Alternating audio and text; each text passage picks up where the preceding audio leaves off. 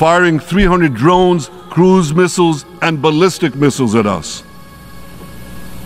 I have a message for the tyrants of Tehran. If you strike us, we will strike you.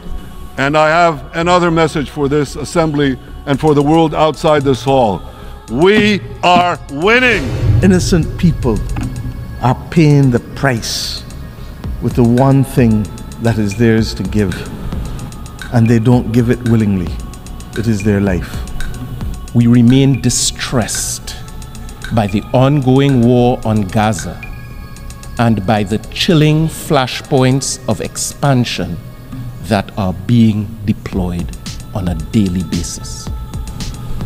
Only someone absolutely bereft of humanity would think that it is lawful and just and even godly to respond to atrocities committed on one awful day of terror by in turn committing atrocities after atrocities. Mr. President, Jamaica also once again condemns the brutal October 7 attacks in Israel and the devastating counterattacks in the Palestinian territories. The undeniable human crisis and the instability compel all parties to resolve the conflict through dialogue and diplomacy. Mia Mottley, Dr. Amery, Browne, Kamina Johnson-Smith. These aren't the names you expect to hear when global leaders take the stage to address war. But this year, they were among the most powerful voices at the 2024 United Nations General Assembly. Leaders from the Caribbean, often on the margins of global politics, stood firm and demanded that Israeli Prime Minister Benjamin Netanyahu and the international community face the human cost of the ongoing conflict with Hamas. These voices from smaller nations made it clear, the world can no longer ignore the devastation in Gaza. As Gaza crumbles under relentless bombardment, with over 8,000 Palestinians and 1,400 Israelis dead this year alone, these leaders called out the failures of global governance. The question is no longer just about the war itself, it's about the structure that allows it to continue. Why, they asked, must innocent lives be lost while the world debates in diplomatic circles? How long will the international community watch as millions suffer without stepping in to force a resolution? Mottley, Browne, and Johnson-Smith stood at the podium and demanded a reset. A new approach that prioritizes human life over power struggles. But what exactly did they say? What were their messages to Netanyahu and to the world? Let's start by breaking down each of their powerful speeches. Mia Mottley, the Prime Minister of Barbados, has never been one to shy away from tough conversations. At the UNGA, she made it clear that the violence in Gaza must end, and that the world has failed to protect the vulnerable. Mottley didn't just stop at critiquing the Israeli government, she called out the entire international system, urging for reforms that would allow smaller nations to play a bigger role in peacebuilding efforts. She emphasized that the interests of the powerful cannot continue to outweigh the lives of the innocent. Now, before I show you Mottley's compelling speech, let me ask you this. How many more lives must be lost before the world acts? If you're moved by the urgency of this message, make sure to subscribe to Thriving Threads, where we delve into the stories that matter most. Mr. President, above all else, we need a global reset on peace. There needs to be global peace. And those of us who are old enough would have recognized that there are peaks and valleys as it relates to this issue of conflict. There are few areas where the world is more in need of the United Nations acting as the United Nations to secure the objectives of the Charter than in the area of peace and security. The silence that has engulfed Sudan is unacceptable and may well be rooted in the racism that the world still carries as a badge of honor from the victories of the last great war of the World War II. The actions in Myanmar cannot continue. Ukraine has sucked more oxygen out of the global community and the global financial system than any of us can appropriately accept at that very time when the world needs to be applying its resources and efforts to fight in the greatest crisis known to mankind. And the spread of the war from Gaza to the consequences in the West Bank to now clearly what is happening in Lebanon as we speak with Israel, all of these are but the tip of an iceberg of death, violence, and instability, and robs the global community of oxygen and resources at the very time when we need it most in a strategic way. We all know, as students of history, that even the longest war in history came to an end. These wars, yes, they too will come to an end. But the question is when and at what cost, and without much loss of life, with how many children not being able to be either given the chance to live or will now live with memories of war that will affect their every action for the next 60, 70, 80 years of their lives. Innocent people are paying the price with the one thing that is theirs to give, and they don't give it willingly. It is their life. Unless we address the root causes of these wars one by one, and the manners in which they are being sustained and financed, we will never know anything else other than war and rumors of war in these theaters.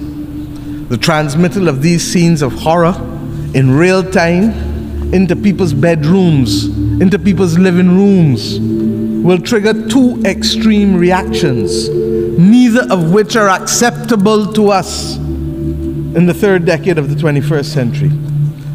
We will either get the desensitizing of ordinary people to the loss of lives, especially those of innocent children and women on the one hand, or we will get on the other hand the anger and inclination for vengeance that it spawns necessarily. We need peace, and it cannot be too difficult for us to work for peace.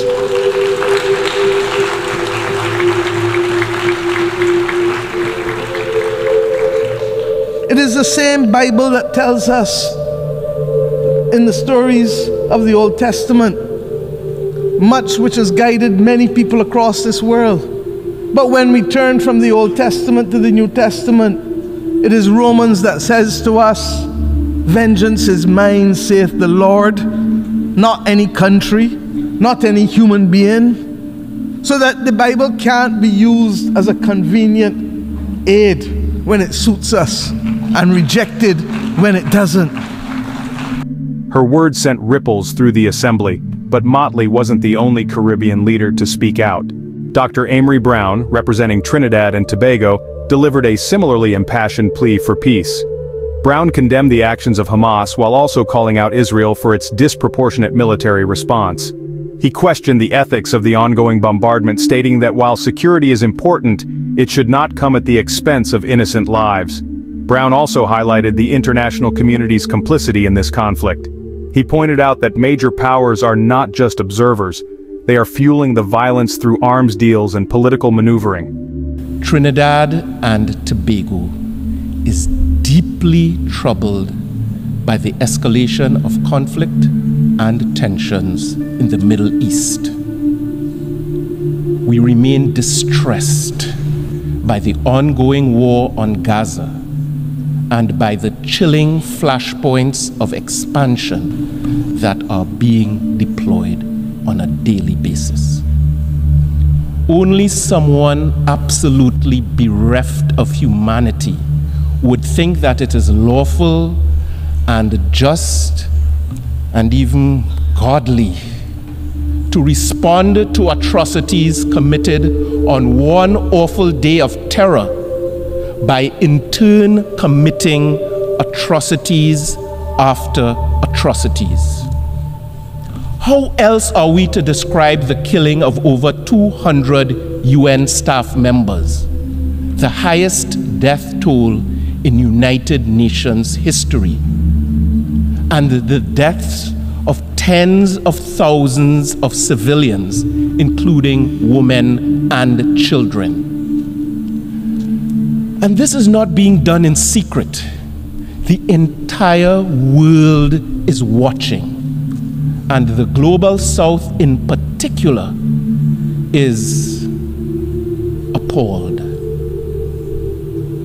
The question remains, if innocent civilians, including women, children, and United Nations staff, were being killed at this record rate in the developed world, how would the world's big powers have reacted?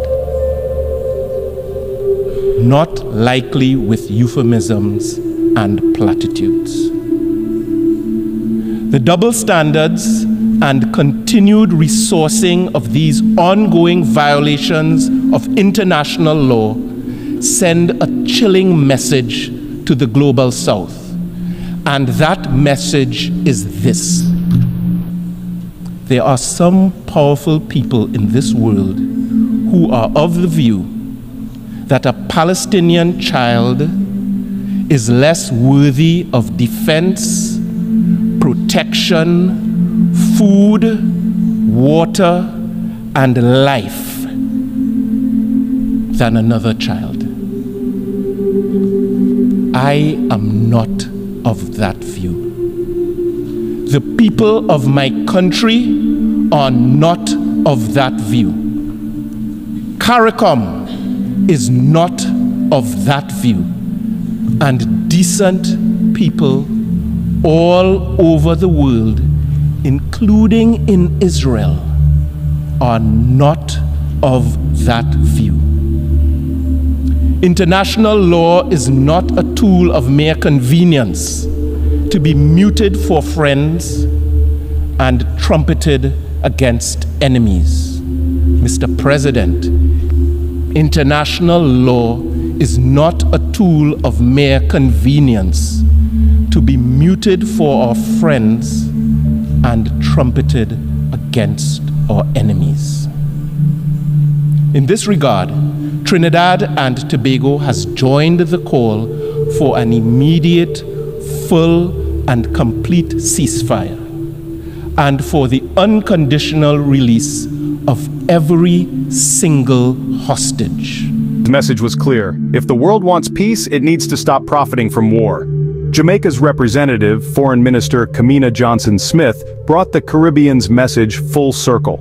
Johnson-Smith focused on the humanitarian crisis in Gaza, where millions of people, including children, are trapped in an increasingly dire situation. Hospitals are overwhelmed, and the lack of basic resources like water and electricity has turned Gaza into a living nightmare. Johnson-Smith called for immediate humanitarian aid and urged the international community to facilitate a ceasefire. Mr. President, Jamaica also once again condemns the brutal October 7 attacks in Israel and the devastating counterattacks in the Palestinian territories. The undeniable human crisis and instability compel all parties to resolve the conflict through dialogue and diplomacy. We commend the United States, Qatar, Jordan, Egypt, and others who are making concerted efforts towards a peaceful resolution. We continue to support the United Nations Security Council Resolution 242 and believe that a two-state solution is the best way to achieve lasting peace between Israel and Palestine. It is in this context that Jamaica has recognized the state of Palestine, and we call for an immediate ceasefire in Gaza and the release of hostages to bring an end to the protracted war and human suffering. Her words were not just about ending the current conflict, they were about preventing future ones. Johnson-Smith warned that the world cannot continue to ignore the root causes of these wars. Until we address the underlying issues, poverty, inequality, and political marginalization, these conflicts will never truly end. Now, as we look at the situation on the ground, the statistics are staggering. In Gaza, over 2 million people live in one of the most densely populated areas in the world, and nearly half of them are children. According to the United Nations, 80% of the population relies on humanitarian aid to survive. Meanwhile, in Israel, civilians live under the constant threat of rocket fire, with over 1,400 lives lost in 2024 alone. The numbers paint a grim picture, but they don't tell the full story. Behind every statistic is a person, a family torn apart, a future stolen. And yet, the international community remains paralyzed, unable or unwilling to push for a meaningful resolution. The question is, how long can this continue? How many more lives must be lost before the world says enough? If this resonates with you, I encourage you to leave a comment below with your thoughts. What do you think needs to happen to bring about peace in this ongoing conflict? And don't forget to subscribe to Thriving Threads for more insights and stories from around the world.